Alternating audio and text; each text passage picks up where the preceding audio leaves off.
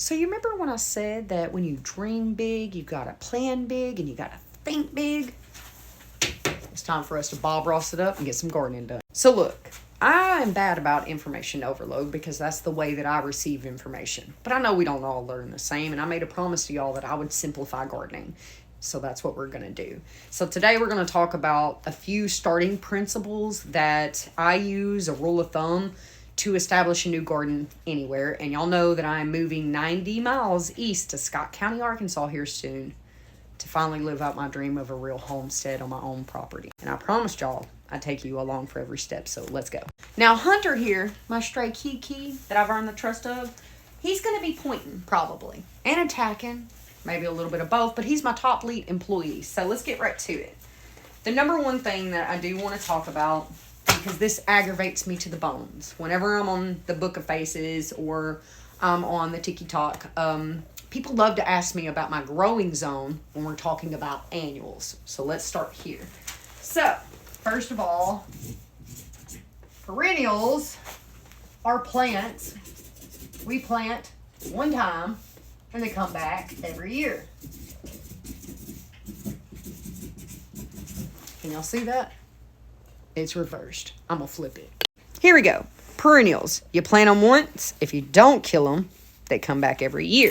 So for this reason, we use information from the USDA map for growing zones, right? But why do we do that? Let me explain. And here's that map. Now, the reason why we use this map for perennials, the plants you plant one time that come back yearly, and I'm going to reiterate that a lot so it sticks, okay, is because this map is climate data over the last decade. And it gives you the average of the coldest, lowest temperature you have in the winter. Because a lot of times, plants die, okay?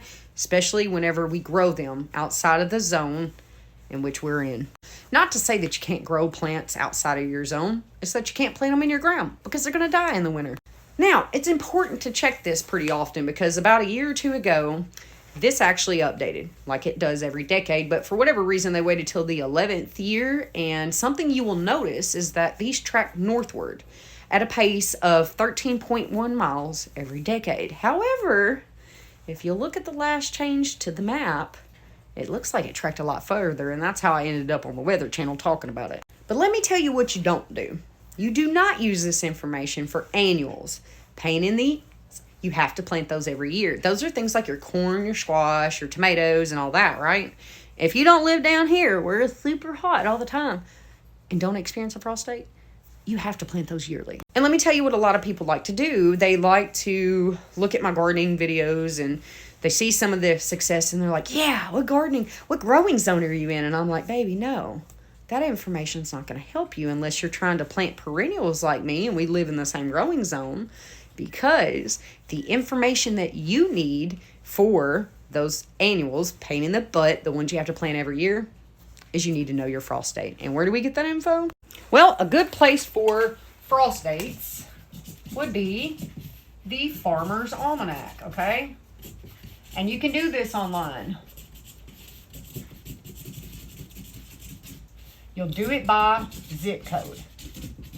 And I'm about to tell you what information you're going to gather that. So, this is to figure out perennials, okay? This is to figure out for annuals. And let me explain. Based off your zip code, you're going to be able to figure out several things on the Farmer's Almanac. And you can literally just Google zip code by frost dates and it's going to pull up. First thing that's going to pull up is your climate data station. Figure out how far that is from your place. And I say that because sometimes you're a good distance from them. And you could be in a microclimate and not even realize it. And for that, I'm going to tell you, if you suspect that, speak to lifelong residents. Number one, in the South, they love to talk, and they dang sure will tell you about everything about the weather, including the snowstorm we recently had. But if that weather climate data station is pretty close, well, you can bet your butt that you're safe to go by their frost dates. Now, the next piece of information will tell you the elevation in which they obtain this information, or for that zip code, the average elevation, okay? That matters too. That can also help you too, if you can, to figure out your elevation. You know what I mean? Number 2 or number 3 on that list will be your last spring frost date. For Hot Springs, where I'm at in Arkansas, it's March 28th. So that is when it's safe to plant plants outdoors. Now, understand, there's a 2-week give or take. Meaning that after March 28th, have I seen frost dates show up? Heck yeah, and I've had to pull out the blankets and sheets, baby. But it's about pretty active, or pretty accurate, and I'm just going to tell you, document your weather. Document your weather in your backyard. Another piece of information it's going to give you is your first fall frost date. That's the cutoff. That's when you can't harvest no more, you can't plant no more, really, because the frost is coming, unless you're planting something that is frost tolerant. Turnip greens is one of them. Mustard greens is another, and collards. Now, the last piece of information it's going to give you is the total number of days between both of those. That's your total growing season. Why is that important? Let me sit down. The ankle's still hurting. The reason why that's important is because things like loofah gourds, a lot of us like to grow those. Those can take 150 to almost 200 days to grow. Let's say you only have 160 days in your growing season. You would look at that packet and go, shucks, I can't plant that. That's a lie. You can. You're just going to have to start it.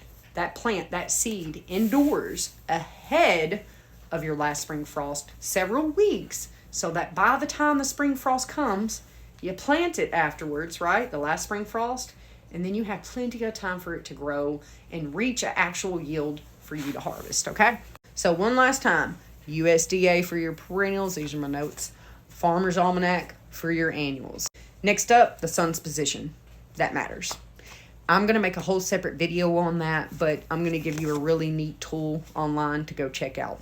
That is called suncalc.org. Suncalc.org. The reason I say to check that is, let me show you something. This is me clocking the sun back on, let's see, I think it's on my other note, September 28th. I went back on the site to double check myself, and I was 1 degree off on longitude, in which I was seeing the sun come from the east at 8:30 in the morning. Why is this important? That's whole swath you see there will be my food forest, okay? And I need to know, is this the perfect location for it? Is it going to receive 6 to 8 hours of direct sunlight? Because that's what it means. It don't mean 12 hours, baby. That's why half of us fire our plants.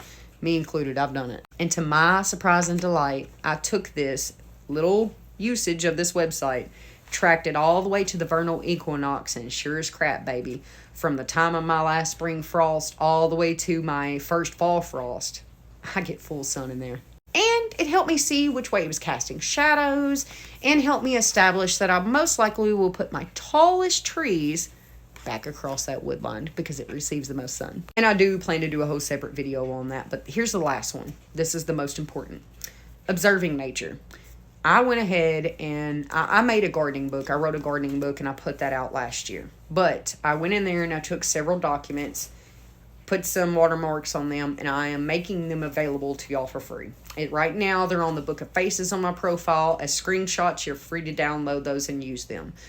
Do not reproduce them or sell them. Do not try to bring a profit off those, because I am now actually using the full book that I have in a PDF version on my website, and those profits to buy others' Bibles. I haven't had a chance to announce it, but surprise, I'm full of surprises. You can also find that book in the full print on Amazon, but to save yourself a lot of money, you can get it in the PDF version on my website. But from that, I took a few pages all about observing nature, because these are the very principles that I use to establish the garden here, and the same principles that I'm going to use to establish that food forest. And it's a lot of methodical thinking that I've put into this, and I promise you will appreciate it. And one of the biggest ones on there is studying topography. And not too long ago, we talked about how I have the cane patch, a ridge, how the water drains off, how the cane stops a lot of the minerals from seeping in here, and the sand particles end up here. And it looks like a whole lot of gibberish, but it's helping me establish the perfect location, because if you don't learn to work with nature, guys, have you not noticed? She will work against us. So observing nature is going to help you so much in establishing a garden, because most of the time, or a food forest, most of the time you don't want to know what we do. We look out at a new place that we're buying or living, we go, that's where I want my garden.